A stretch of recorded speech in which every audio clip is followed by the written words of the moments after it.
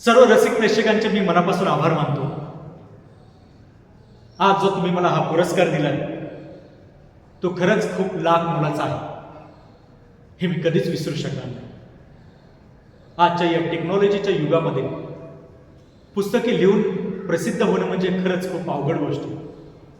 आणि ही अवघड गोष्ट मी साध्य केली ती फक्त आणि फक्त माझे गुरु दिगंबर काळे यांच्या आशीर्वादामुळेच.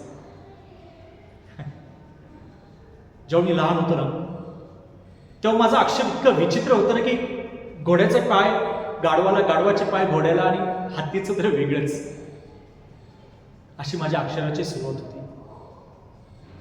परंतु माझ्या लहानपणातच माझ्या अंगात एक कलाकार दडलेला आहे हे माझ्या गुरूंना कळालं. त्यांनी माझ्यावर खूप सारी मेहनत घेतली. हळूहळू माझं अक्षर सुधारलं. हळूहळू मी लेखणीला सुरुवात केली.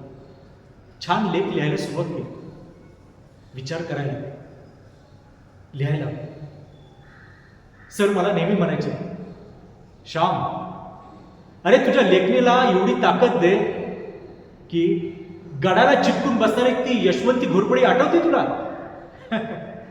हो, गडाला चिटकून बसणारी ती यशवंती घोरपडीची वज्र शक्ती आणि शत्रूला विदीर्ण करणाऱ्या शिवरायांच्या वाघनखांची धार तू तुझ्या लेखणीला दे, असे माझे सर मला नेहमी सांगायचे.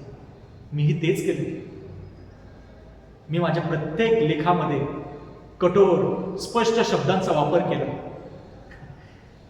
आणि आज हे यश मला मिळाले. हे यश साधं सोपं नव्हतं. यामागचा खडतर प्रवास होता. तुम्हाला खरंच माझ्या सरांमुळेच साध्य करता आलं. त्याबद्दल मी त्यांचे शतशः मनापासून खूप आभारी आहे. धन्यवाद सर, धन्यवाद.